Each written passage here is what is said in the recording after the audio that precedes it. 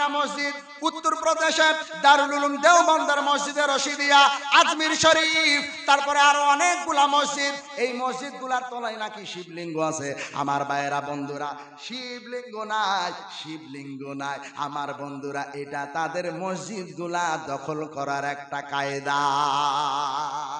ও মুসলমান, এজন্য আপনাদেরকে বলবো, আখিরি জামানা, এই জামানা, সময় আমাদের হাতে বেশি নাই। আমাদেরকে আল্লাহর রাস্তায় ফিরে আসা লাগবে।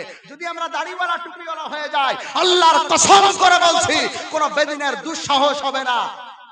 মসজিদে হাত লাগানো, মাদ্রাসা নিয়ে কথা বলা, নবীজির চরিত্র নিয়ে কথা বলার কারো বুকে পাটা থাকবে না। আমার ভাইয়েরা বন্ধুরা, এজন্য আপনাদেরকে বলবো, জামানা শেষ। 4 নম্বর কাল যখন শেষ হয়ে যাবে, 5 নম্বর কালটা কি হবে শুনে নেন। 5 নম্বর কালটা হবে, আমার নবীজি বলেছেন, এই 5 নম্বর কালটা শেষ হওয়ার সাথে সাথে আমার আল্লাহ তাআলা দুনিয়া ধ্বংস করে দিবে। 5 নম্বর কালটা কি?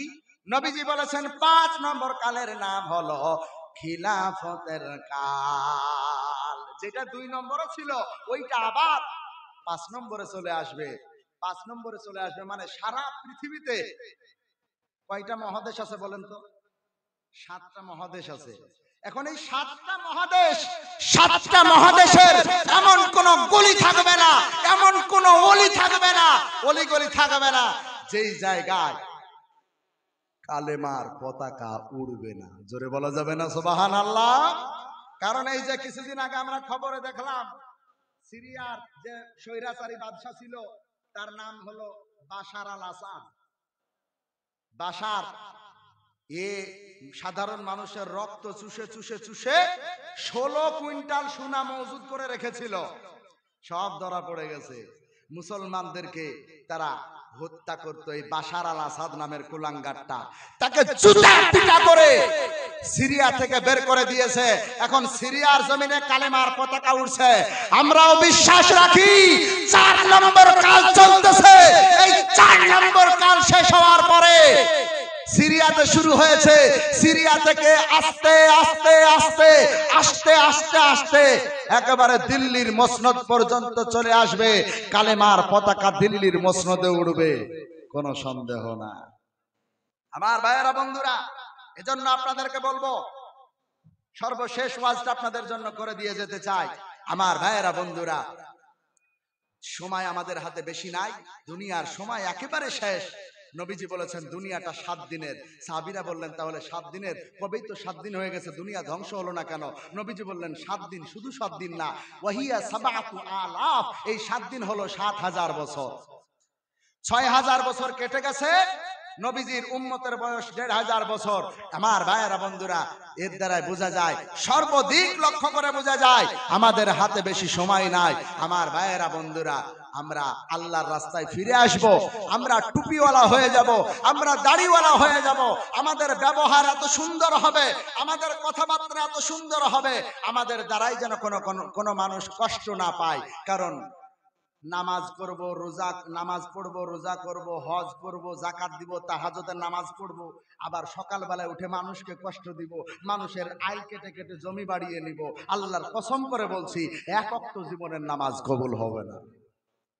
কারণ আমার নবীজি বলেছেন, ও আমার উম্মতেরা, তোমরা তো ধর্ম ধর্ম করে চিল্লাও, ধর্ম কি তোমরা জানো না? তোমরা জানো না, তবে শুনে নাও ধর্ম কাকে বলা হয়। নবীজি বলেন পৃথিবীর জমিনে সবচাইতে বড় ধর্মর নাম হলো মানুষকে ভালোবাসা। একটু চিৎকার মেরে বলা যাবে না সুবহানাল্লাহ? নারায়ে তাকবীর। চিন্তা করতে পারছেন? নবীজি আমার বলছেন পৃথিবীতে সবচাইতে বড় ধর্ম মানুষকে ভালোবাসা। সে হিন্দু হোক, সে খ্রিস্টান হোক, সে বৌদ্ধ হোক, সে জৈন হোক, তাকে কষ্ট দেওয়া যাবে না। এটা আমার নবীজির বাণী, কাউকে কষ্ট দেওয়া যাবে না। নবীজি বলেছেন আল মুসলিমু মান সালিমাল মুসলিমুনা মিন লিসানিহি ওয়া ইয়াদিহি। নবীজি মুসলমানের সংজ্ঞা বলেছেন, মুসলমান কাকে বলা হয় এটা বলেছেন। সহিহ বুখারীর বর্ণনা, নবীজি বলেছেন মুসলমান সেই ব্যক্তি যার হাতের দ্বারায় আর যার জবানের দ্বারায় পাশের মানুষটা হিন্দু হোক, মুসলমান হোক, খ্রিস্টান হোক, বৌদ্ধ হোক, যদি পাশের মানুষটা হিফাজতে থাকে তবেই তুমি মুসলমান। আর আজকে আমরা হিফাজত তো দূরের কথা, চায়ের দোকানে বসে আর এক বেটার গিবত গিল্লা নিয়ে বসে থাকি। একটা মানুষ ভালো খেলে ভালো পড়লে তার ঠ্যাং ধরে টানার জন্য আমরা বসে থাকি। আমার ভাইয়েরা বন্ধুরা, না, এইরকম করা যাবে না। আমার আল্লাহ তাআলা বলছেন জীবনে বহু নামাজ ছেড়েছ, রোজা ছেড়েছ, তুমি মানুষকে কষ্ট দিয়েছ, আর করবা না, ফিরে আসো, আমি আল্লাহর দিকে ফিরে আসো। আল্লাহ তাআলা একটা ওয়াজ করছেন, এই ওয়াজটা আপনারা যদি মেনে নেন আর কিচ্ছু লাগবে না আল্লাহর জান্নাতে যাওয়ার জন্য। এই আয়াতটাই যথেষ্ট। কি আয়াত? আল্লাহ তাআলা ওয়াজ করছেন, ইয়া আইয়ুহাল্লাযীনা আমানু তুবু ইলাল্লাহি তাওবাতান নাসুহা।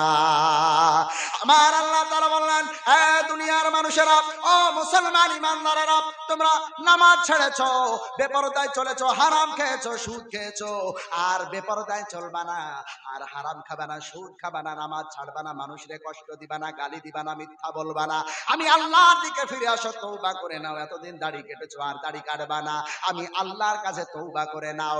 আমি আল্লাহর কাছে যদি তওবা করে নাও, বিশ্বনবী মুহাম্মদুর রাসূলুল্লাহ সাল্লাল্লাহু আলাইহি সাল্লাম হাদিসের মধ্যে বলছেন, আত-তাইবু মিনাল যামবি কামান লা যামবালা।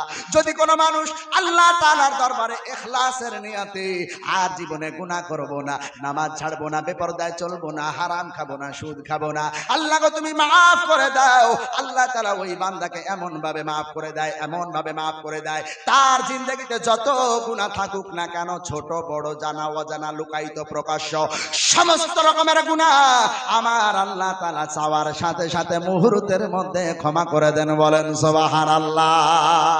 এজন্য আমার ভাইয়েরা বন্ধুরা, আজকের এই দুয়ার মাহফিল থেকে আমরা আল্লাহ তাআলাকে ডাক দিব আর বলবো, হাত তুলেছি মাওলা ওগো তোমার দরবারে, ক্ষমা করে দাও, দাও ক্ষমা করে।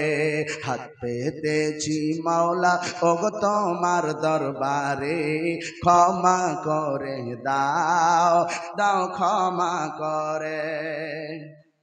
তুমি যদি ক্ষমা না করো, যাব কার দরবারে, বিনয় করি আমায় তুমি ঠেলে দিও না দূরে। আল্লাহ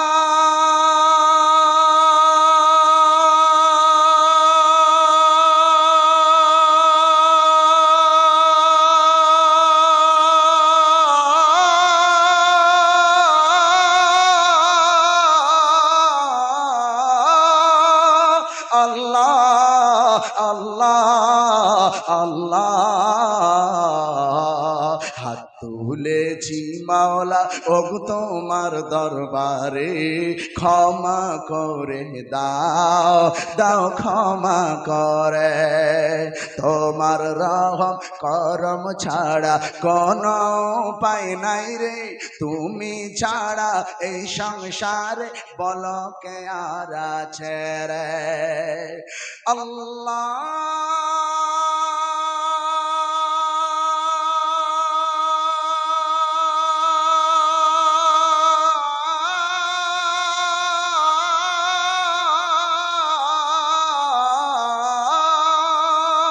আল্লাহ আল্লাহ আল্লাহ,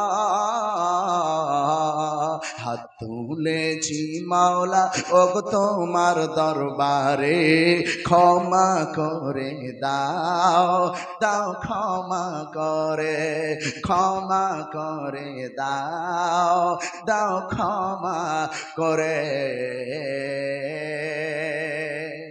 আল্লাহ তাবারক ওয়া তাআলা আমাদেরকে বলার চাইতে শোনার চাইতে বেশি বেশি করে আমল করার তৌফিক দান করুন। সকলে পড়ি আল্লাহুম্মা আমিন। আজকে পর্যন্তই, সময় দিতে পারলাম না, এখন চলে যাব।